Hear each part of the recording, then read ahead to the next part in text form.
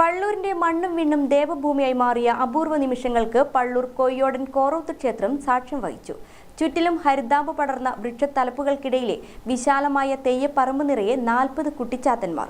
ഇടിമുഴക്കം പോലുള്ള ഏകതാനത്തിലുള്ള ഒരേ താളമേളങ്ങൾ, ആർപ്പുവിളികളുമായി തടിച്ചുകൂടിയ ജനസഞ്ചയത്തിനു മുന്നിൽ ഒരേ താളത്തിൽ, ഒരേ ഭാവത്തിൽ, ഒരേ അംഗചലനങ്ങളോടെ നിറഞ്ഞാടി.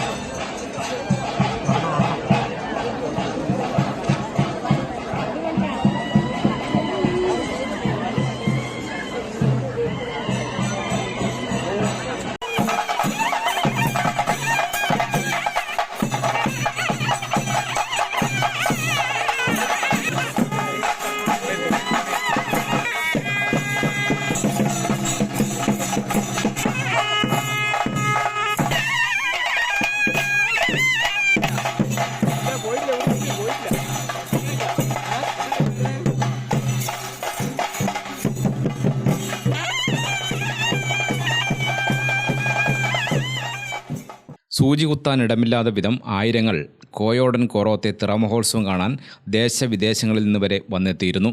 ചടുലമായ താളമേളങ്ങൾ ഉച്ചസ്ഥായിലെത്തിയപ്പോൾ കുട്ടിച്ചാത്തന്മാർ ഒന്നടങ്കം ദ്രുതനടനമാടി. തെയ്യപ്പറമ്പാകെ നടനമാടുന്ന പ്രതീതിയുണ്ടാക്കിയത്. ഒരു തെയ്യത്തിന് 2 ചെണ്ടക്കാരും 2 പരികർമ്മികളും ഒരു കോമരവും ഉണ്ടാകും. 40 തെയ്യമിറങ്ങുമ്പോൾ 250ഓളം പേർ ചടങ്ങുകളിൽ മാത്രമുണ്ടാകും.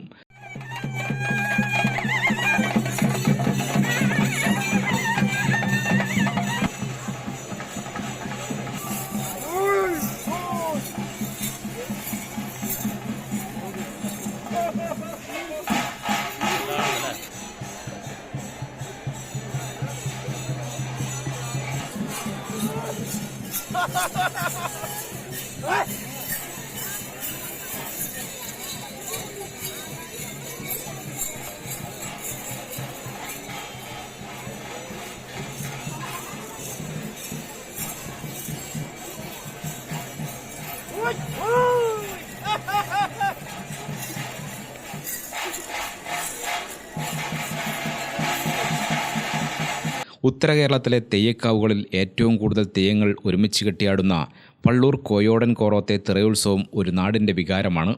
ജാതിമതഭേദമന്യേ ആയിരങ്ങളാണ് മതസൗഹാർദ്ദവേദിയായി മാറിയ കോറോത്ത് ക്ഷേത്രാങ്കണത്തിലെത്തിയത്.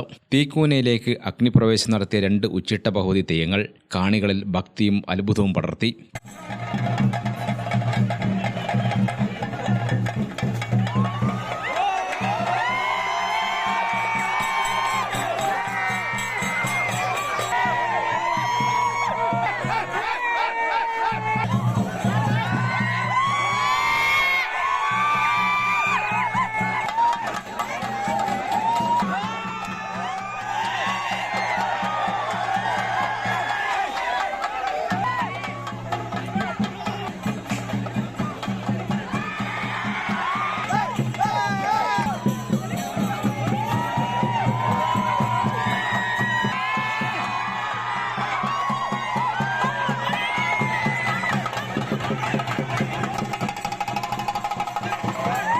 കൂറ്റൻ കുരുത്തോല മുടികളുമായി പൊയ്ക്കാലുകളിൽ 6 ഗുളികന്മാർ അഭ്യാസ പ്രകടനങ്ങൾ നടത്തിയത് മായിക കാഴ്ചയായി.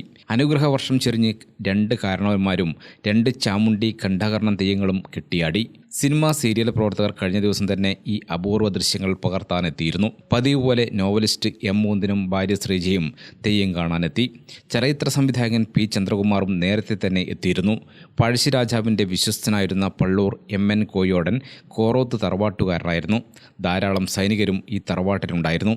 കൊട്ടിയൂർ മണത്തണ ഭാഗങ്ങളുമായി ഇവിടത്തുകാർക്ക് ബന്ധമുള്ളതായി ചരിത്രം രേഖപ്പെടുത്തുന്നു. ഗ്രാമിക ന്യൂസ്, തലശ്ശേരി.